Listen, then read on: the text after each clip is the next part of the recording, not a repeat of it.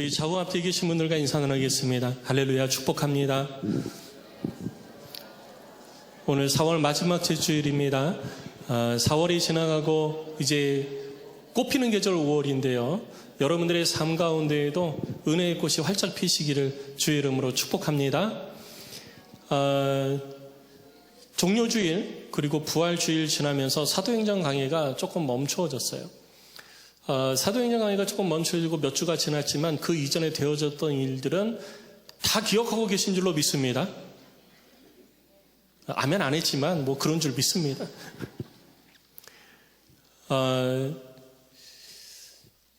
예루살렘에서 복음을 힘있게 전파하다가 스데반의 순교로 말미암아서 예루살렘에 큰 박해가 있게 되어지죠. 예루살렘의 큰 박해로 인하여서 많은 교회 성도들이 전 지역으로 흩어지게 되어집니다. 초대교회로 섬겼던 7명의 집사들도 이 박해로 인하여서 이스라엘 전역으로 흩어지게 되어져요. 그 중에 성경은 빌립 집사를 중심으로 해가지고 교회 일꾼들을 통해서 어떻게 복음이 전파되어졌는지에 대해서 우리들에게 가르쳐주고 있습니다. 그래서 빌립이 처음 흩어져서 간 곳이 사마리아 지역이었어요. 여러분, 사마리아 지역은 전통 유대인들에게 있어서 절대로 들어가서는 안 되는 지역입니다. 왜? 부정한 지역이기 때문이에요.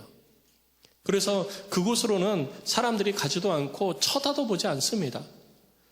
그래서 예수님께서 제자들과 함께 그곳에 들어가서 그곳에서도 가장 천하디 천한 몸 파는 여인을 만나서 대화를 했다는 것, 그냥 말을 섞었다는 것 그 자체가 정말 놀라운 일이었던 거예요. 우리는 성경에 기록되어져 있으니까 그냥 그런가 보다 하지만 유대인들에게 있어서는요, 이거 굉장히 대단한 일이었던 것이거든요. 그렇게 해서 복음이 사마리아 지역에 들어가기 시작을 했고 빌립 집사가 다시 사마리아 지역으로 가게 되어졌습니다. 왜 빌립이 사마리아로 갔나? 여러분 생각해 보세요. 나를 잡으러 쫓아오는 사람들이 있는데 내가 도망갈 때 어디로 도망가겠어요? 그들이 더 이상 쫓아오지 못할 곳으로 도망가잖아요. 그들이 더 이상 쫓아오지 못할 곳이 어디냐? 사마리아 땅인 거예요.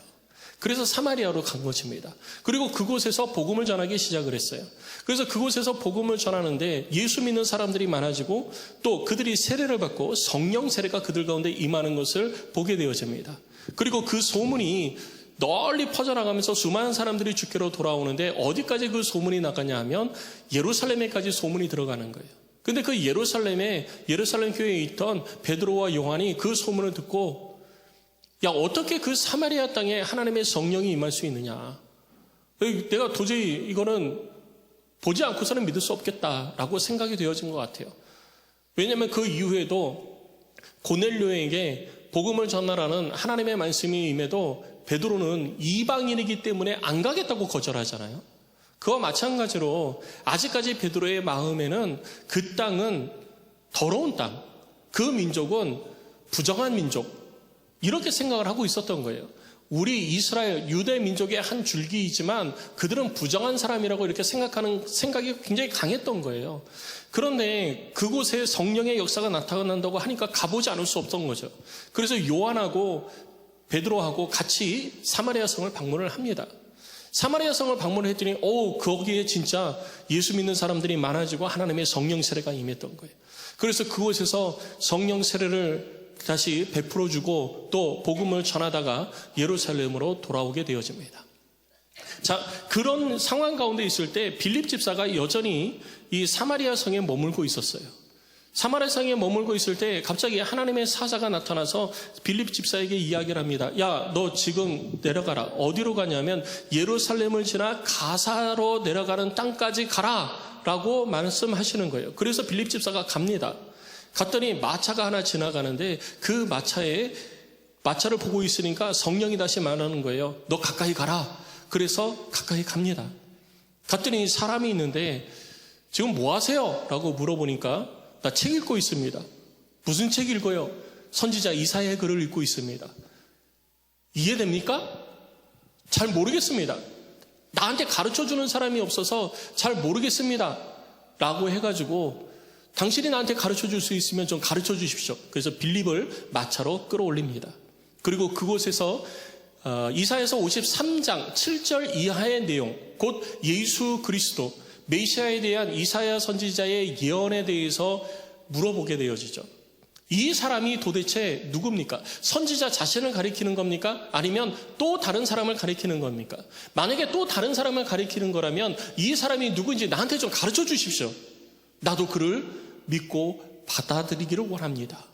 그래서 빌립 집사가 그가 곧 예수라는 것을 가르쳐 주는 거예요. 곧 복음을 전했다는 것입니다. 복음을 전하니까 그 복음을 받은 이 마차에 있던 사람은 내가 이대로 있어서는 안 되겠다. 물이 있는 지역에 다가오니까 그 물 있는 곳에서 내가 세례를 받아야 되겠다. 내가 세례를 받으면 무슨 거리낌이 있겠냐. 믿는 자에게 세례를 베푸시는데 내가 예수를 믿는 믿음이 확고하니 내게 세례를 베풀어 달라. 그래서 빌립 집사가 이 사람에게 세례를 베풀게 되어집니다. 그런데 나중에 보니까 이 사람이 누구냐면 에디오피아의 여왕의 국고를 관장하는 내시였던 거예요. 당시에 왕 옆에, 여왕이든 왕이든 왕 옆에는 가장 믿을 만한 사람이 좌우에 한 명씩 있어서 가장 중요한 일을 감당합니다. 그 중에 한 사람이 뭐를 감당하냐면 음식을 관장하는 거예요.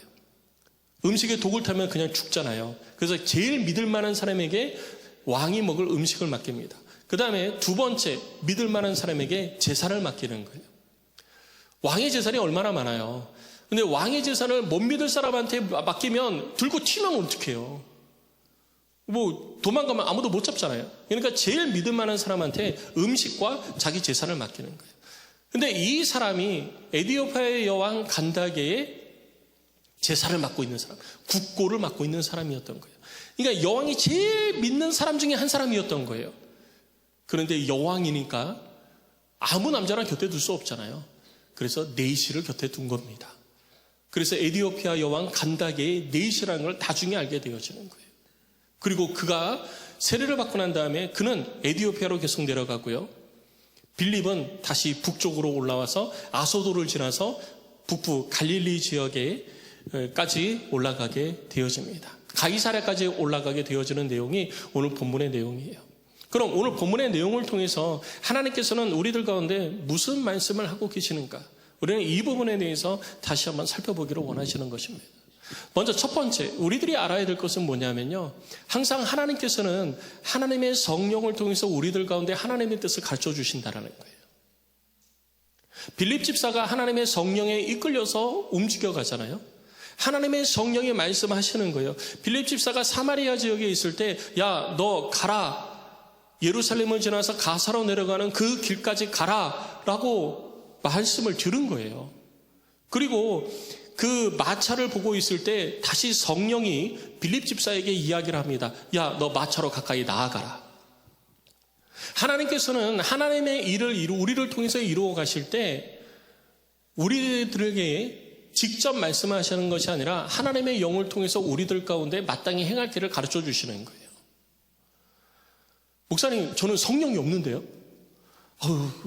성경을 모르니까 그렇게 얘기하는 거예요. 성경을 보면 누구든지 하나님의 영으로 말미암지 않고는 예수를 주라 고백할 수 없다라고 기록하고 있습니다.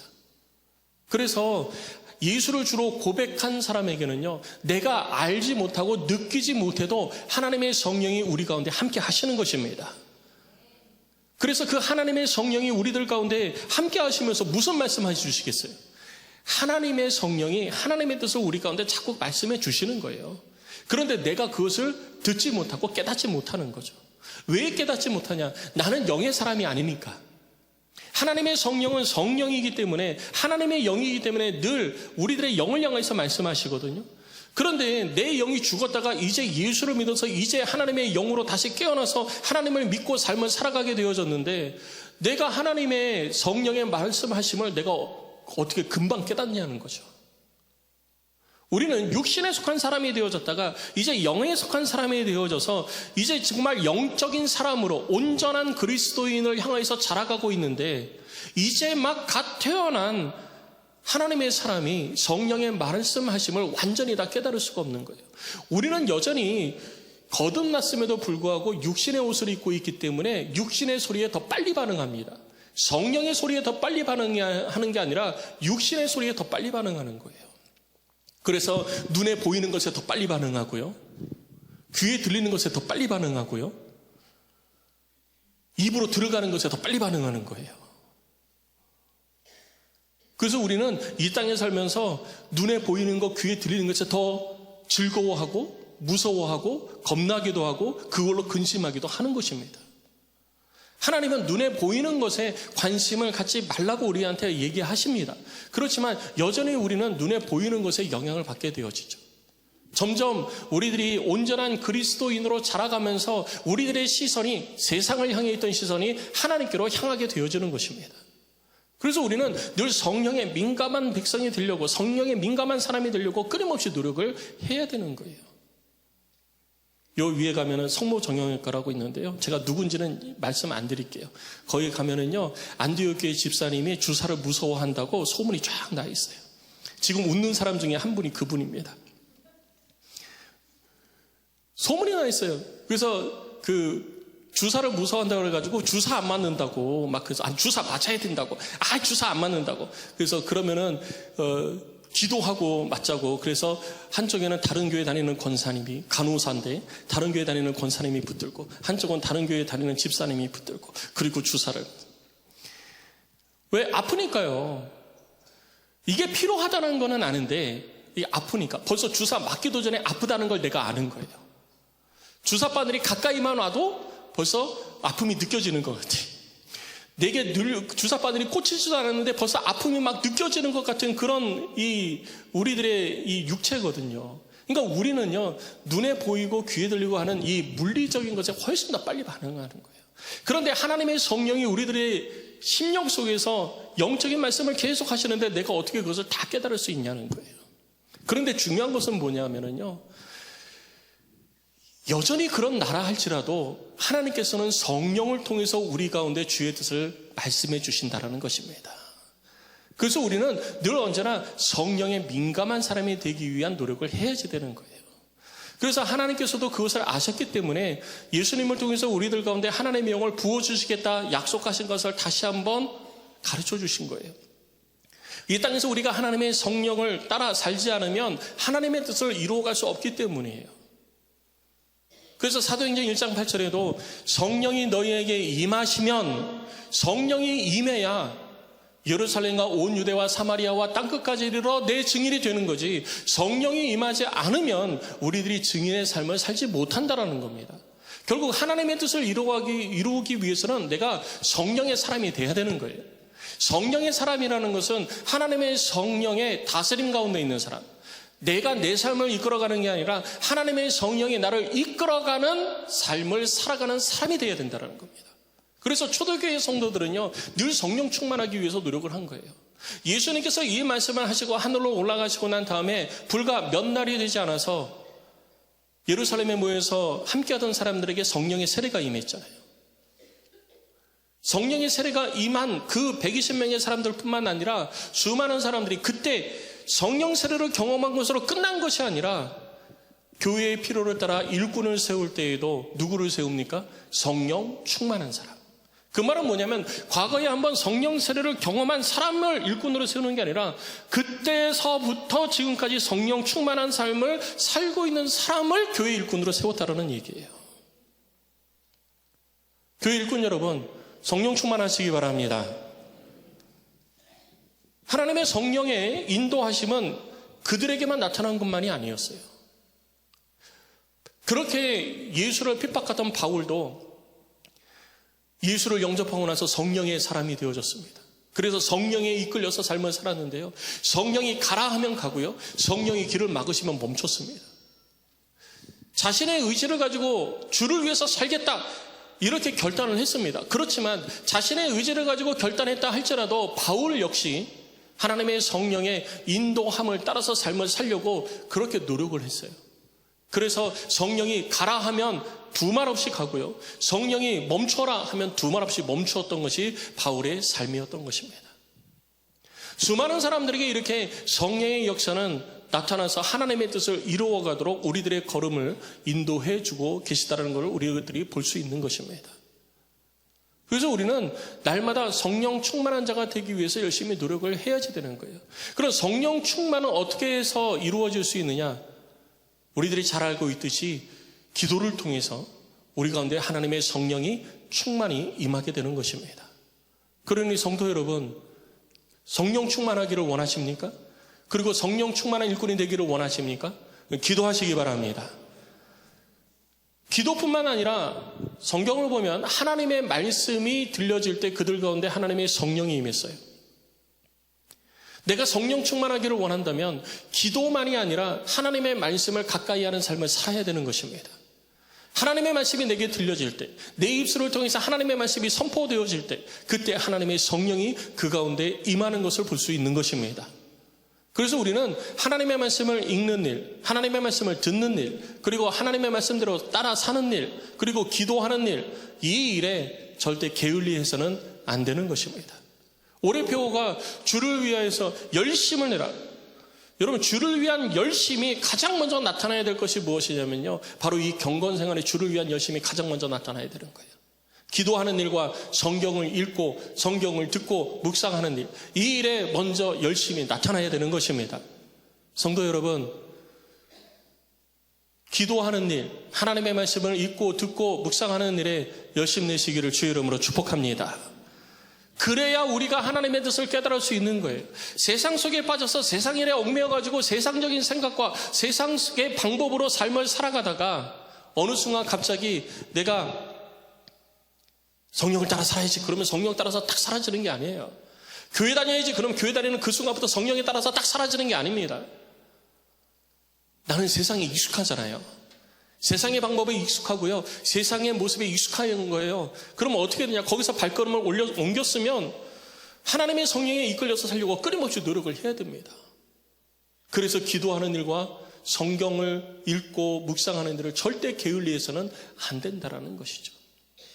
근데 그렇게 해도요, 우리는 성령의 음성을 통해서, 성령의 깨우쳐 주심을 통해서 하나님의 뜻을 깨달았어도요, 내가 부정하면 안 되는 거예요. 성령을 거스르는 일을 하면 안 된다라는 것입니다. 성령을 거스르는 대표적인 사람이 아나니아와 삽비라 하잖아요. 여러분, 아나니아와 삽비라 그 사건을 보면은요, 처음에 아나니아와 삽비라가 자기 재산을 팔아서 주께 드리겠다고 결심을 했잖아요. 그래서 재산을 팔거든요. 그 시초는 바나바였습니다. 바나바만 재산을 팔고 아나니아와 삽비라만 재산을 판 게 아니라 수많은 초대교회 성도들 가운데 그런 사람들이 많이 있었던 거예요. 바나바가 그렇게 재산을 파는 것을 보고 아나니아와 삽비라가 저 사람도 저렇게 했으니까 나도 그래야지? 그렇게 했을까요? 여러분 한번 생각해 보세요. 우리 원로 목사님도 그런 말씀을 많이 하시고 저도 종종 하지만, 우리 목사님이 전 재산을 팔아가지고 교회에 헌신했으니까 목사님 굉장히 존경스럽다, 나도 해봐야지, 그래서 전 재산 파셔요? 전 재산이 많고 적음을 떠나서 그래서 전 재산 파십니까? 그렇게 도전이 되고 감동이 돼서 그냥 나도 전 재산 팔아봐야 되겠다, 나도 전 재산 팔아서 주께 바쳐야지, 그럼 나도 사랑받고 존경받고 교회에서 인정받지 않을까? 그래서 전 재산 파십니까? 아니에요. 그렇게 해서 전 재산 주께 드려지지가 않아요. 내 모든 것을 하나님께 드리는 것은요, 철저하게 주의 은혜를 따라 나의 삶을 주께 드렸을 때 가능한 것입니다. 그 말은 뭐냐면 성령의 강력한 역사가 그 가운데 있어야 가능하다라는 얘기예요. 바꿔서 얘기하면요, 아나니아와 삽비라가 자기 전 재산을 팔아서 하나님께 바치겠다라고 결단을 했을 때에는 자신의 의지가 아니라 성령의 강력한 역사가 그 가운데 있었다라는 얘기예요. 그래서 자기 재산을 팔았잖아요. 근데 막상 드리려고 하니까 마음 가운데 뭐가 생겼어요? 욕심이 생긴 거예요. 그러니까 내가 성령의 뜻을 따라서, 내가 하나님의 뜻을 깨달아서 이렇게 하는 것이 하나님의 뜻이구나 라고 한다고 해서 다 되는 게 아니라는 거예요. 때로는 내가 하나님의 뜻을 깨달았다 할지라도 내 마음의 욕심, 그리고 내 마음의 거부, 마음의 강팍함, 이런 걸로 인해서 이게 하나님의 뜻은 알겠는데 나는 못해, 나는 이렇게 못 살아, 나는 이렇게 안 할 거야, 우리 스스로 그렇게 거부도 한다라는 거예요. 중요한 것은 뭐냐 하면, 우리가 그렇게 하나님의 성령을 통해서 하나님의 뜻을 깨달아도 내가 하나님의 뜻 가운데에 아멘하고 따라가지 않으면요, 우리들의 삶 속에 하나님의 역사는 나타나지 않는다라는 것입니다. 그리고 사단은 늘 언제나 우리가 하나님의 반대편으로 걸어가기를 원해서 반대쪽으로 잡아당기는 거예요. 그래서 제가 말씀드리잖아요. 신앙생활에는요, 회색지대라는 게 없어요. 가끔 상담을 하다 보면 그런 이야기를 할 때 있어요. 목사님, 제가 예수님의 말씀, 성경대로 살지는 못하지만 그렇다고 제가 안 따라가는 건 아니에요. 제가 순종은 못하지만 그렇다고 제가 부정은 안 해요. 그냥 순종을 못할 뿐이지. 여러분, 근데 내가 순종하지 않으면요, 이미 나는 세상에 속한 자로서 하나님으로부터 반대편으로 걸어가고 있는 거예요. 성경은 뭐라 그러면요, 그런 모습을 가리켜서 하나님께 대적하는 자라고 말하고 있는 것입니다. 우리가 하나님께로 나아가지 않으면, 하나님 앞에 순종하는 자가 되어지지 않으면 우리는 하나님을 대적하는 자가 되어진 거예요. 내가 아무리 아니다 부정해도 하나님께서는 그것을 가리켜서 우리들이 하나님께 대적하는 자가 되어졌다라고 말하고 있다는 겁니다. 그래서 우리는 우리들 가운데 하나님의 뜻이 깨달아졌을 때 아멘하고 하나님의 뜻 가운데 응답하는 자가 되어야 되는 것입니다. 성도 여러분, 먼저는 기도하는 일, 하나님의 말씀을 가까이 하는 일에 게을리지 않기를 주의 이름으로 축복합니다. 우리 성령 충만합시다. 날마다 성령 충만하시기를 주의 이름으로 축원합니다. 그리고 두 번째, 우리들이 오늘 본문을 통해서 잊지 말아야 될 것이 있는데요. 그게 뭐냐 하면 하나님의 말씀이 들려졌어도요, 순종의 걸음을 옮기지 않으면 아무 소용없다라는 거예요. 빌립이 사마리아에 있을 때 하나님의 사자가 그에게 찾아와서 말하죠. 하나님의 성령이 깨닫게 해주신 거예요. 뭘 깨닫게 해주셨냐? 야, 너 지금 예루살렘을 지나 가사로 내려가는 길까지 가라. 그렇게 말씀하십니다. 여러분, 그랬더니 그 빌립이 갔잖아요. 너무 간단하게 써 있어요. 근데 여기서 우리들이 기억해야 될 건 뭐냐면요, 이 빌립이 머물고 있는 사마리아에서 가사까지 거리가 얼마냐면요, 직선 거리로도 100km가 넘는 거리예요. 자, 보이시죠? 위쪽에 보면은 가장 진한, 가운데 가장 진하게 있는 곳이, 사해 옆에 있는 곳이 예루살렘이에요. 그리고 빌립이 위쪽으로 사마리아 땅으로 갔습니다. 도망간 거예요. 위쪽에 빨간색으로 길이 쭉 연결되어 있잖아요. 그게 이제 사마리아 지역으로 간 겁니다. 유대인들은 저렇게 안 가요. 유대인들은 올라가다가 사마리아 앞에서 이렇게 쫙 틉니다. 이렇게 가다가 쫙 틀어요. 쫙 틀어가지고 이렇게 올라가는 거예요. 북쪽으로 갈 때. 그만큼 사마리아 땅을 저주받는 땅이라고 했던 거예요. 근데 빌립이 사마리아에 있다가 가사로 가라, 예루살렘을 지나서 가사로 가라 그랬는데, 거기가 어디냐면, 여러분 화면 보시는데 왼쪽에 제일 아래 있죠. 왼쪽에 제일 아래에 해변가, 지중해 옆에 있는 제일 아래쪽이 가사예요. 예루살렘보다 더 밑에입니다.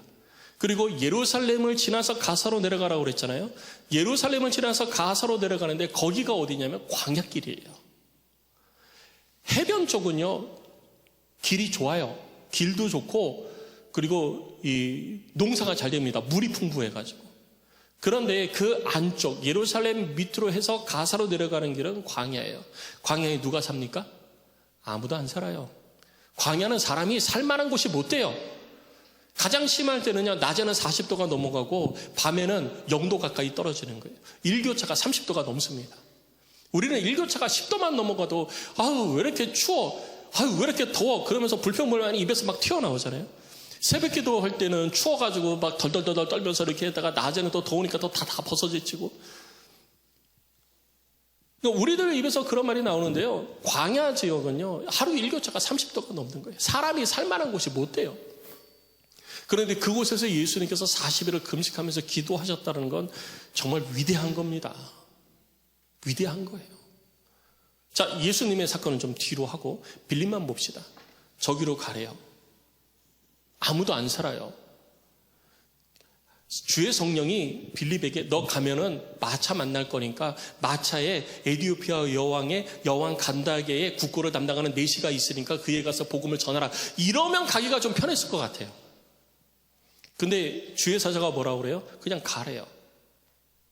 여러분 같으면 가시겠어요? 어느 날 기도하고 있는데 갑자기 성령이 내게 말씀하시는 거예요. 저 영종도가 건설되지 않을 때 완전히 허허벌판이잖아요. 아니 그냥 뭐 그 영종도 떼고 저 태평양으로 봅시다. 기도하는데 자꾸 주의 성령이 배 타고 태평양으로 나가래요. 자꾸 배 타고 태평양으로 하는데 태평양에 뭐가 있다고? 아무것도 모르잖아요. 태평양 가면 아무것도 없다는 거. 태평양 바다 한가운데 아무것도 없다는 거 여러분도 알고 저도 알아요. 우리도 배워서도 알고 내가 경험해서도 알아요. 그런데 하나님의 성령이 자꾸 내가 기도할 때 그렇게 내 마음속에 자꾸 말씀하시고 가르쳐 주시는 거예요. 그럼 여러분 가시겠어요? 난 그래도 가겠다. 손 들어보라면 자신 있게 또 손들 사람이 있을지 모르겠지만 근데 막상 그 환경이 되어지면요 가시기가 쉽지 않아요. 근데 빌립이 지금 그런 상황이라는 거예요. 빌립은 알고 있었던 거예요. 예루살렘을 지나 가사로 내려가는 길은 광야길이라서 아무도 안 산다. 거기 가서 만날 사람이 없고 뭐 할 게 없다. 아무것도 없는 허우벌판이다. 근데 주의 성령이 가라 하시는데 내가 그걸 가야 되나? 그것도 바로 얼마 떨어진 곳이 아니라 길 따라서 내려가면은요 200km 가까이 되는 길이에요. 하루 종일 걸으면요 군인들이 빠른 걸으면 하루 종일 걸으면 30km. 좀 무리해서 걸으면 더 24시간 걸으면 뭐 24시간 가까이 잠 안 자고 막 걸으면 이제 100km 가까이 걷습니다. 일반인들이 걸을 때 더군다나 이 이스라엘 땅은 낮에는 못 걸어 다녀요. 아침 저녁으로만 걷습니다. 아침 저녁으로만 걸으니까 얼마 걷지도 못하는 거예요. 아무리 못해도 일주일은 걸리는 거리예요. 일주일을 걸어서 거기까지 아무것도 없는 허우벌판에까지 가란다고 여러분 가시겠어요? 안 가요. 우리들이 하나님의 말씀을 듣고 깨달아도 순종하지 못하는 이유가 바로 여기에 있는 겁니다. 내가 가지고 있는 경험, 지식 이런 것들이 하나님의 말씀을 들어도 순종하지 못하게 만들어버리는 거예요. 하나님께서 행하실 일들은 뭔지 우리들이 알지 못해요. 하나님의 놀랍고 비밀한 일들은 우리들을 위해서 예비되어져 있고 쫙 펼쳐질 준비가 되어져 있는데 우리는 하나님의 말씀을 들어도 내 경험이나 내 지식으로 그 모든 것들이 판단되어져서 순종하지 못하게 만들어버리는 겁니다. 중요한 것은 뭐냐면요. 내가 순종하지 못하면 순종하지 못하는 것으로 끝나는 것이 아니라 하나님의 위대하신 일을 경험하지 못한다는 사실이에요. 내 경험상으로 이거는 안 된다 할지라도 내 지식으로 이것은 어렵다 할지라도 필요가 없다 할지라도 주의 성령이 내게 말씀하셔서 나의 걸음을 이끌어 가신다면 우리는 순종해야 하나님의 일을 이루는 사람이 되어지는 것입니다. 그러니 성령의 음성에 순종하시기를 주의 이름으로 축원합니다. 그래서 내려간 거예요. 내려갔더니 마차가 지나가네. 그랬더니 주의 성령이 또 말씀하시는 거예요. 가까이 가라. 그 마차에 누가 있는 줄 알고요. 그 마차에 누가 있는 줄 알고 가까이 가요. 근데 성령이 가까이 가라 하니까 가까이 가는 거예요. 가까이 가서 보니까 이 사람이 뭐 하세요? 가까이서 물어보죠. 뭐 하세요? 그랬더니 책을 읽고 있습니다. 무슨 책 읽으세요? 이사야서 읽고 있습니다. 이해되세요? 아무도 나에게 가르쳐주는 사람이 없어서 이해를 못하고 있습니다.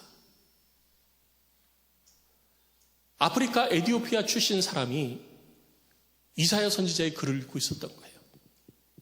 이 이유는 이 사람이 예루살렘에 하나님을 예배하러 왔다가 에티오피아로 돌아가고 있었다는 것을 우리들에게 가르쳐주는 겁니다. 그래, 에티오피아 사람들도 하나님을 예배하는 사람들이 있었던 거예요. 그럼 어떻게 그들이 하나님을 알고 예배했느냐? 애굽에 이스라엘 백성들이 있을 때 출애굽하기 전 이스라엘의 피라미드 건설하고 엄청난 건설들을 했잖아요. 그때 노예로 끌려와서 일했던 사람들 중에 많은 사람들이 대다수가 애굽 사람들이 아니라 수단, 남수단, 에티오피아 사람들이었던 거예요.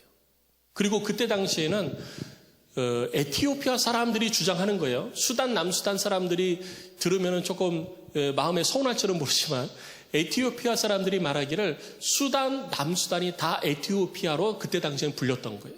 그러니까 애굽 바로 밑에가 수단이고 그 밑에가 남수단, 그 옆에가 에티오피아거든요. 그러니까 우리는 지금 에티오피아 그러면 그 옆에 수단 옆에 붙어 있는 에티오피아를 생각하는데 고대 시대에는 수단, 남수단, 에티오피아가 다 합쳐서 그냥 에티오피아일 거예요. 그러니까 애굽 사람들이 공사를 할 때 밑에 있는 수단 사람들이 와서 공사를 하는데 수단 사람들이요 체격이 평균 키가 남자가 196. 놀라지 않는군요. 남자가 196, 여자가 184. 그냥 평균 키가 그래요. 그렇게 키 큰 사람도 있네 그게 아니고 평균 키가. 그래서 교회 성도들하고 사진 찍을 때 옆에 서 있으면 다 거인국에 와 있는 소인 같아요. 그 길거리에 사람들이 걸어 다니는데요. 어떻게 걸어 다니면 비닐봉다리 이렇게 하나 들고요.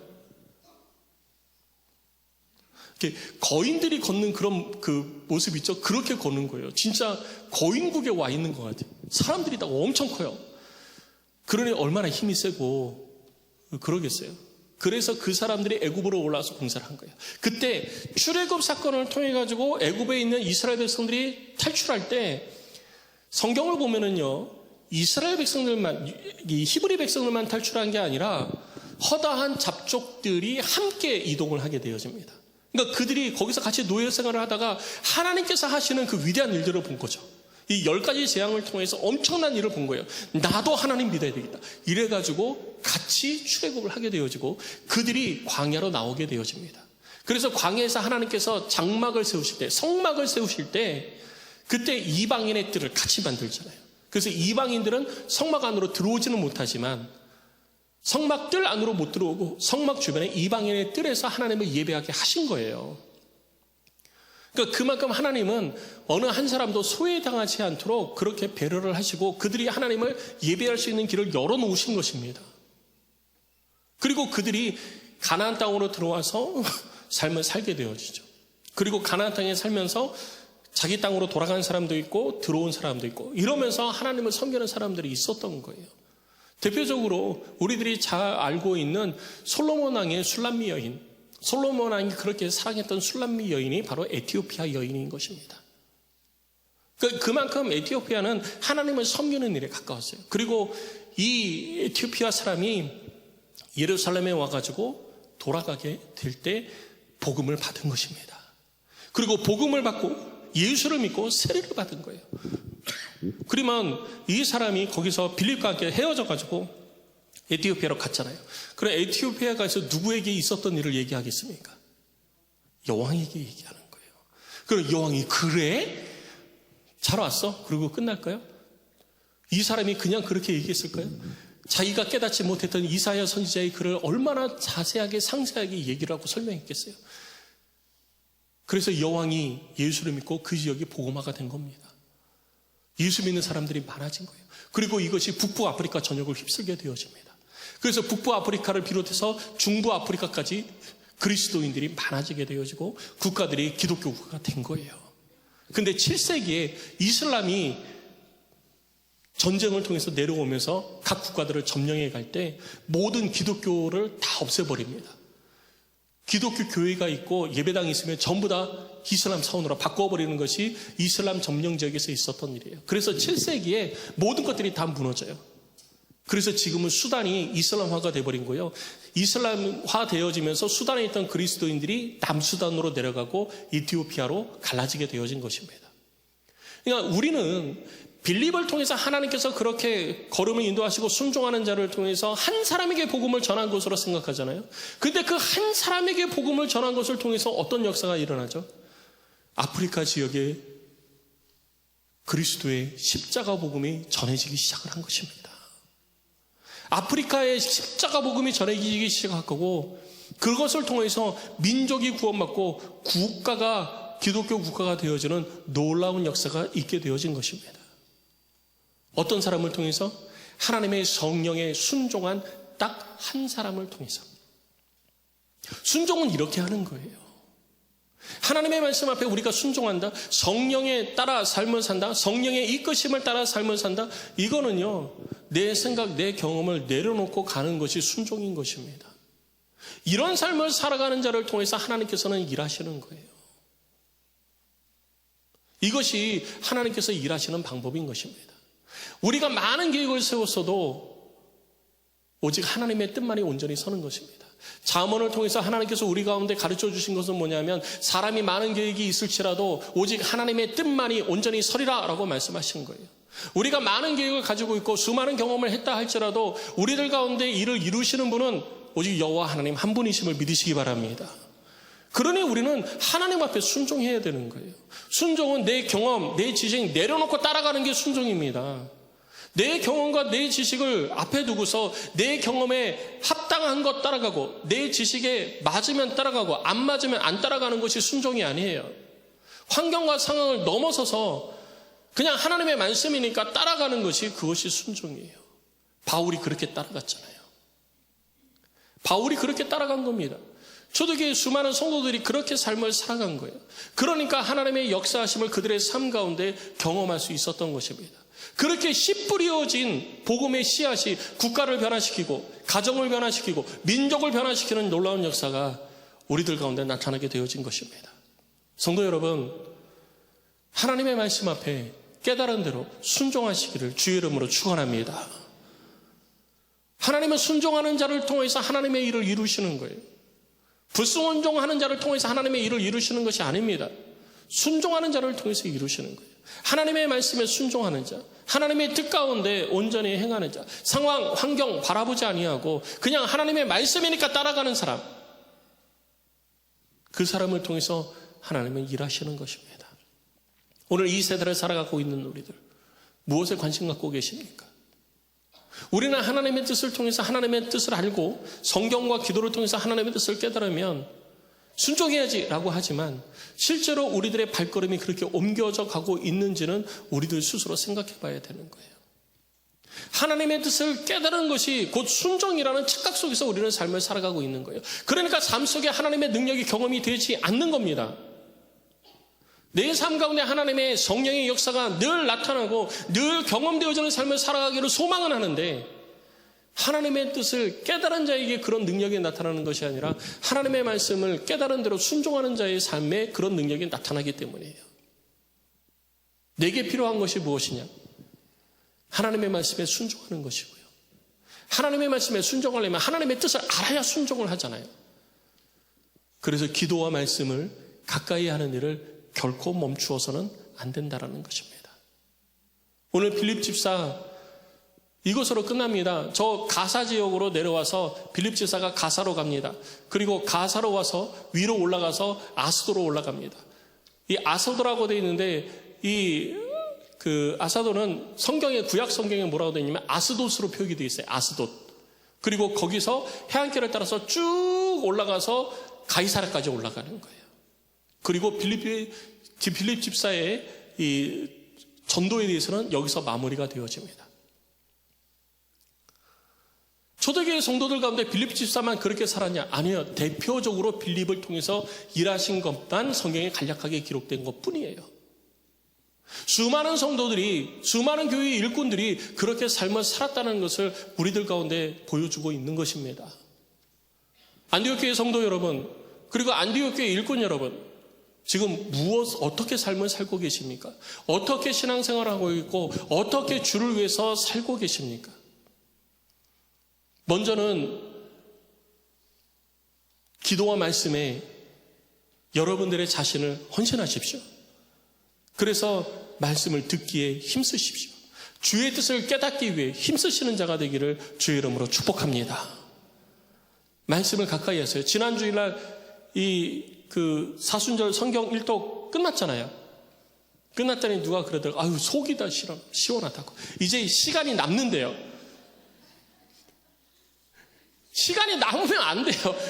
그 사순절 기간에 성경 일독하는 것은 두 가지 목적이에요. 하나는 그래도 내가 성경 1년에 일독은 해야 된다 하는 거하고, 두 번째는 성경 읽는 습관을 들이기 위해서 그렇게 하는 겁니다.